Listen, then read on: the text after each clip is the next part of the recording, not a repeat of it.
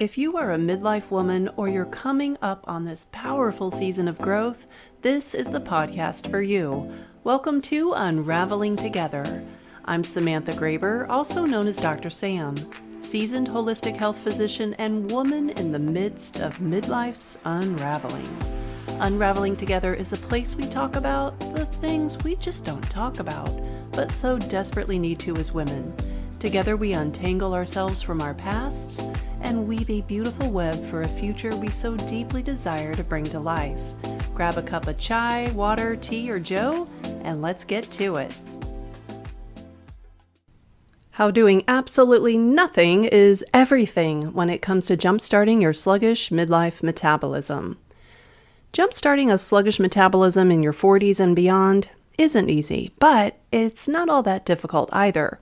It takes a variation on a theme that may be unique to you, but it is just a variation on a pretty consistent theme. All in all, it is a twofold process. One part is to decrease the glucose coming in. The second is to burn up what's already locked away in the body. Now, we covered part 1 in the episode titled Why Your Waistline Expands in Perimenopause and What to Do About It. You can listen to that episode on the Unraveling Together podcast. It is episode number 53. The take home from that episode was to count your carbs and make them count, which is step number 5, and to favor fat, step number 6, 2 major steps of the 12-step strategy for a body and brain that just won't quit. Now, part 2 of this twofold process is even simpler than the first. I recommend you do nothing. That's it. Nothing. And by nothing, I am referring to not ingesting nutrition so your body can dip into its reserves to put to good use what it put away for a rainy day. Let's make it rain, shall we? All right, so remember all that sugar, the unused fuel that was shoved into every nook and cranny for later use? That stuff has got to go. Now is as good time as any to mention this. Much of that excess glucose that's just sitting around gets turned into fat by the liver via de novo lipogenesis, a fancy term for making new fat molecules. Now, it is an adaptation designed to wait out periods of famine, which were common in our past and pretty much non-existent today. It is an amazing adaptation. Our liver literally creates new fat molecules from excess glucose to store that energy for future periods of famine, survival at its core. This amazing adaptation can become a problem. That problem comes about when you're eating garbage on the regular, which is the bulk of most people's diets, because it causes us to have excess sugar, which is glucose and other OSAs in our system. Now, glucose is the main spiker of insulin. Insulin's primary mission in life is to tell the body to store that energy in lieu of burning it. And when insulin sits around, it is detrimental. Look into the term hyperinsulinemia. Along with insulin's fallout is the damage that glucose leaves in its wake. Look into glycation here. Now, this is a wake that is often undetectable until the damage is vast and far-reaching. This excess glucose needs to go. It's time to break up, and it's not you, it's them, the excess glucose molecules, that is. The easiest way to shift the tide is to double down on your part 1 efforts. Embody step number 5 by decreasing the amount of carbohydrates you eat, and those that you do eat, make sure they move the needle on your nutrition needs by containing natural sources of minerals, vitamins, and fiber for your microbiome to munch on. If you're dealing with an expanding waistline, plummeting energy, poor sleep, crummy cholesterol numbers such as high LDL, low HDL, and high triglycerides, your blood pressure is rising, amongst other symptoms under the metabolic syndrome umbrella, and are willing to change your strategy, tactics, and approach, you can flip your metabolic switch to flexible in less time and with less of a PETA factor than you may think. Now, PETA is the pain in the arse factor, okay? So you've been misled when it comes to optimizing your metabolism, and more specifically, when it comes to optimizing your body composition. We all were. We've suffered collectively, and all the while, others have profited handsomely. Now here's another kicker, though I'm not trying to kick a sister while she's down. I am simply driving home a point. If you'd address the cause of the problem in the first place, instead of following the advice of these so-called experts, you'd be in the clear, slim, with boundless energy and off the diabetes spectrum by now. And please, don't fool yourself into thinking that you're not one of the 88% of Americans over age 18 who are insulin resistant. Odds are real good that you are. Insulin resistance is fallout from a persistent state of hyperinsulinemia, which is too much insulin in your blood. Metabolic syndrome is one of the conditions that results from your cells no longer being sensitized to insulin. Now, metabolic syndrome is one of the first steps on the way to being full-blown diabetic, the type 2 kind. If your doc has uttered this phrase when you've been in their office, this is not a drill. I know that's a little tough to hear, and maybe it rubbed you the wrong way, but in my world, tough love is true love. I am not going to treat you like a snowflake. What you need to hear is the truth, and that is what I deliver 100% of the time to 100% of the people within my reach. All that said to now say, it is not your fault for trusting these so-called experts. These experts and those who let them get away with it are at fault. They are not trustworthy. Now, these experts claim to be our guard dogs, yet they are more akin to lap dogs for the bigs. Big ag, big food, and big pharma in this case. These lap dogs come when called, "Here FDA, here American Diabetes Association, here American Heart Association," and unfortunately too many others to count.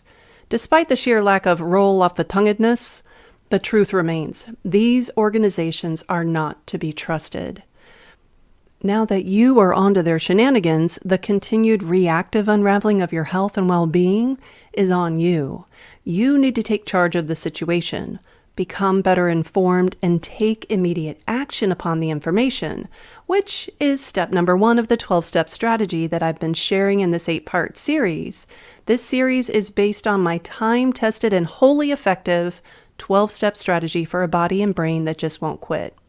Now, recall back a few episodes when I introduced the hypothetical smoking scenario, where we not only silence the symptoms, but we directly cut off the cause of the problem, smoking, per doctor's orders, right? You need to cut off the supply of the garbage so your body can get to work burning all that stored energy your liver turned into fat to, quote unquote, survive the next famine. You've got to make your body work a little. It is always opting for the easy button. And when you provide all the carbs it could ever desire, the easy button is just too easy to pass up. I bet what I've shared thus far has never come across your path before, or maybe you've heard all the hullabaloo about this keto thing or low carb even, but you tried it and it, quote unquote, didn't work for you. I encourage you to look through a new, more informed lens. You didn't know how all this worked before digging in a little deeper like we have in this 8-part series. Now this is the 6th part, and the next 2 will bring this conversation full circle. I recorded this series for women in their late 30s and beyond who realize there are changes happening in their body, mind, and emotions that have them second-guessing whether everything is, in fact, okay. Your last lessons on how the metabolism works may have been way back in 10th grade biology when that boring teacher lulled you to sleep after lunch. I had one of those, and I am so happy he didn't turn me off from biochemistry. This stuff is my jam. I don't know about you, and my math muscle is kind of flabby, but 10th grade was somewhere in the neighborhood of 35 years ago for me. And boy, oh boy, has what we know about the inner workings of the body changed a whole lot in that time span. What I was told back then is so wrong at present time. Heck, what the obesity profiteers are spouting off as fact at present time is still so wrong. So, unfortunately, there's that to contend with. So let's flip the status quo narrative on its head. One of my favorite things, because I am always up for a good mental and or physical workout. Remember, lift with your knees, my friend. In this episode, we're focusing on part 2 of the twofold process, and it is comprised of steps number 3 and number 9 from my 12-step strategy for a body and brain that just won't quit. Step number 3, your fed-fasted ratio. Timing when you eat and when you don't is a tactic that has been used for decades, but often incorrectly. You don't just run into intermittent fasting all willy-nilly. You've got to help the body convert to burning fats and running on ketones, then dial in the timing for feasting and fasting. At least that's been my past experience and that of the hundreds I've helped with their fasting regimens in the past few years. Intermittent fasting minimizes the amount of time your body has insulin coursing through its blood. This is the foundation of our second part of the twofold process. Intermittent fasting is how you stage a famine. You're not starving like the hypesters would like for you to believe. You're making the body work for its energy instead of serving up the easy access carbs. Intermittent fasting is how we burn off the stored fat and sugar. It is a brilliant design. Think clean, boundless energy on tap. Now, some people get freaked out by the word fasting. It has to do with our conventional wisdom brainwashing that we must eat every 2 to 3 hours or we'll go into starvation mode. So much bull stuff there. If you want to know my thoughts on the topic of starvation mode, take a listen to episode number 10 of the Unraveling Together podcast. That was released on September 22nd, 2021. I lovingly titled that one, "You must eat every 2 to 3 hours or you'll go into starvation mode," and other BS you've been force-fed. I think you can probably tell what my take on that topic is. Anyway, back to our subject at hand.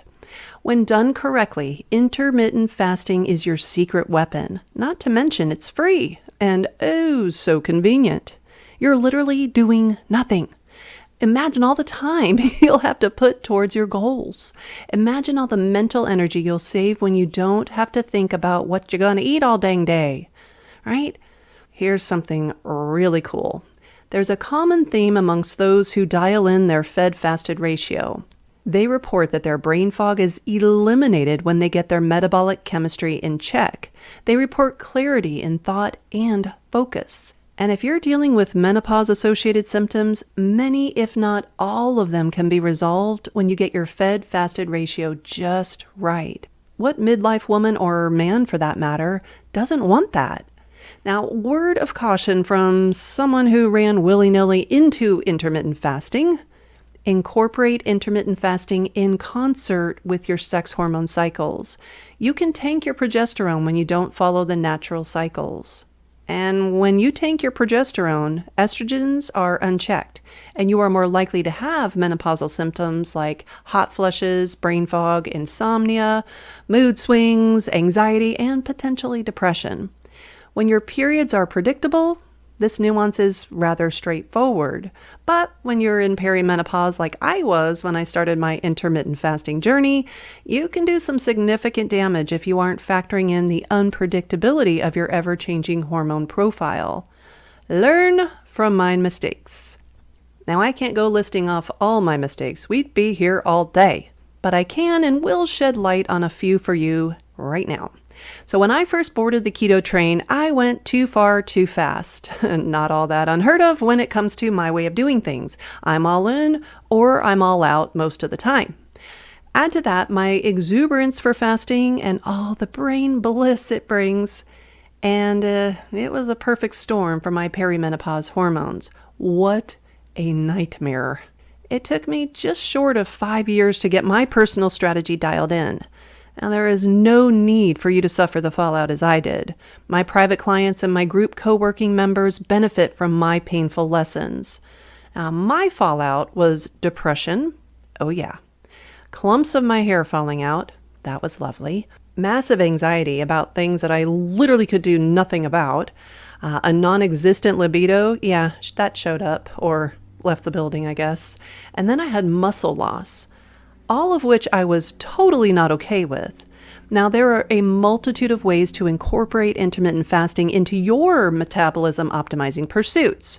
You can join us for free in the Unraveling Together Info Hub to learn how to intermittently fast without tanking your progesterone or jacking with your adrenals. Another so fun lesson to share there. Another time. So now that we've established that intermittent fasting can be a great benefit when implemented well, and if you're picking up what I'm laying down, you might be asking, okay, but now what? What do you do during your fasting window? You hydrate, which is step number 9 of the 12-step strategy for a body and brain that just won't quit. Being properly hydrated is a great way to stack the energy and fat loss decks in your favor. Water is a natural appetite suppressant. It aids in digestion, and water supports the body's ability to metabolize fat, therefore tapping into boundless energy by using up that which was stored for that pending famine that doesn't happen unless we stage one. Everybody knows they need to drink water, but how much? Experts mostly agree that 1/2 ounce of water per pound of body weight is a reasonable daily goal. It's a good place to start, then adjust from there. Keep in mind, the more active you are and the more you sweat, the more hydration you will need. A little extra in the way of electrolytes can help you avoid the keto funk. Now, some say flu, I say funk. When changing from burning sugar to primarily fueling with fats, the ones you eat and the ones you've stored away for later, some people may experience headaches, muscle cramps, or weakness. These may occur as a result of the body trying to find its new electrolyte equilibrium.